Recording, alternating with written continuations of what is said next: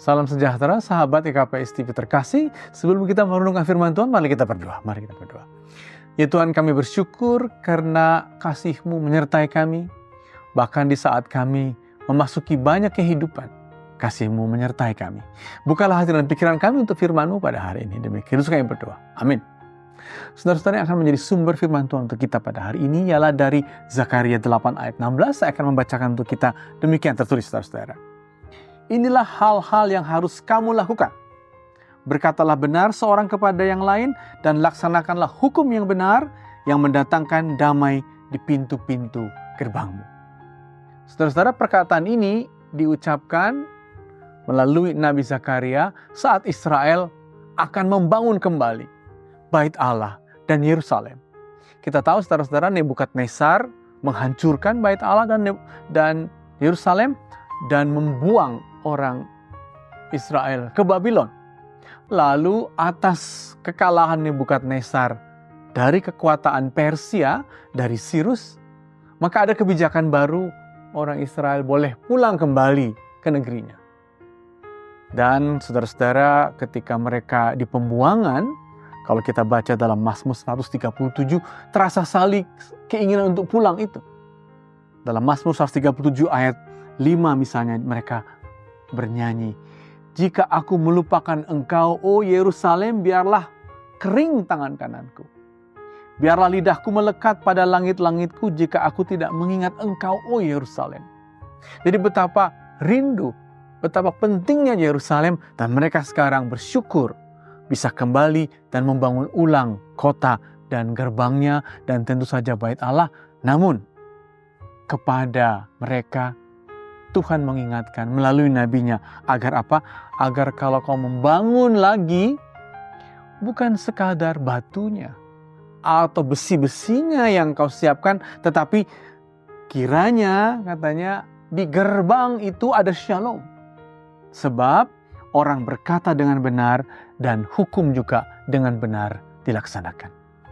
Jadi luar biasa, saudara-saudara, bahwa kehidupan yang hendak dimulai kembali seperti kehidupan Anda dan saya, atau kita mau membangun sesuatu, ada value, ada nilai, ada kebenaran yang kiranya menjadi semangatnya daripada sekadar batu-batu ataupun besi-besinya.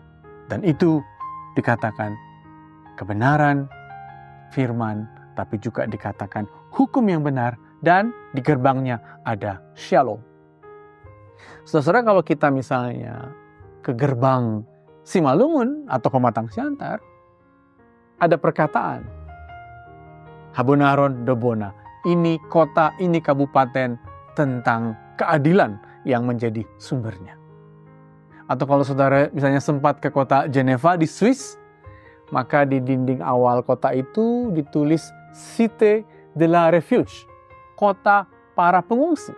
Sebab memang para pengungsi Protestanlah yang mendirikan kota Geneva saat mereka lari dari kejaran Raja Louis yang Katolik yang saat itu belum bisa menerima kehadiran orang Protestan. Apa artinya kalau begitu? Ketika Tuhan melalui Zakaria meminta agar kota yang dibangun kembali, kiranya di gerbangnya ada shalom sebab hukum dilakukan dengan benar.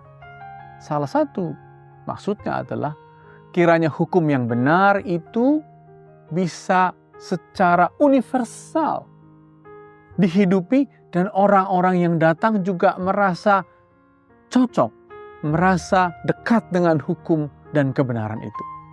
Ambillah 3 contoh hukum Tuhan yang ada dalam 2 loh batu Musa. Misalnya dikatakan, jangan mencuri, jangan bersaksi dusta, dan jangan membunuh. Ketiga hukum ini kalau dilaksanakan di gerbang kota, sungguh-sungguh universal dan setiap orang yang datang akan merasa nyaman. Di situ pasti ada shalom sebab orang dilarang membunuh, akan aman. Dilarang mencuri, kita tidak akan merasa kehilangan. Dan dilarang bersaksi dusta, kita akan merasa tahu mana yang benar, mana yang tidak benar di kota itu. Dan ketiga ini diminta untuk menjadi semangat setiap gerbang, setiap kota agar terjadi shalom. Dan itulah juga kiranya ketika orang ke Yerusalem, ketika orang ke Israel, ketika orang ke tempat-tempat orang percaya tinggal.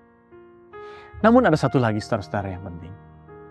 Orang Kristen karena Yesus Kristus mendasari semuanya melalui semangat hukum kasih. Karena itu, 3 contoh hukum Musa tadi dapat kita hubungkan dengan hukum kasih. Bagaimana maksudnya? Ketiga hukum yang benar tadi bersifat negatif. Maksudnya bersikap negatif apa? Dia memakai kata negatif, kata jangan. Jangan mencuri, jangan membunuh, jangan bersaksi dusta. Tapi karena hukum kasih, maka kita bisa mengubah yang negatif menjadi positif. Artinya seperti ini. Kalau memang dikatakan di kota-kota gerbangmu jangan mencuri, maka sebagai orang yang hidup dalam kasih kita mengatakan kita ubah jangan mencuri dengan apa? Dengan hendaklah engkau memberi kesempatan kepada sesamamu agar mereka punya peluang dan bisa bekerja dan tidak harus mencuri dalam hidupnya. Kalau dikatakan jangan membunuh, maka oleh hukum kasih kita ubah jangan menjadi positif dengan cara berilah kesehatan, berilah hidup yang berkualitas kepada generasi muda agar mereka tidak harus mati oleh penyakit saat mereka muda. Dan ketika disebut jangan bersaksi dusta, maka upayakanlah yang positif, yaitu buatlah kebenaran, lawanlah hoax agar orang tahu mana yang benar dan mana yang bohong dalam kehidupan. Dan dengan semua itu saudara-saudara, kehidupan kita, kota kita, gerbang kita akan berisikan shalom. Amin, mari kita berdoa. Ya Tuhan, kami bersyukur karena Engkau meminta kami untuk membawa shalom dengan menunjukkan kebenaran dari hukum-Mu, agar orang hidup baik, agar kesehatan kami pun berkualitas, dan agar kami memiliki berkat di tengah-tengah kehidupan, di tengah-tengah kota, dimanapun kami Engkau utus. Kami bersyukur ya Tuhan untuk ini semua. Demikian kami berdoa. Amin.